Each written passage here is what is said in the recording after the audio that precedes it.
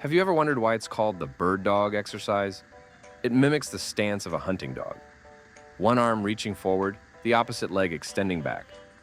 This move works your core, glutes, and back muscles, building strength and stability all at once.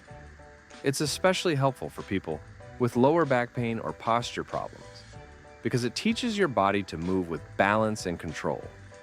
That's why the bird dog is one of the most effective exercises for core stability and spinal support.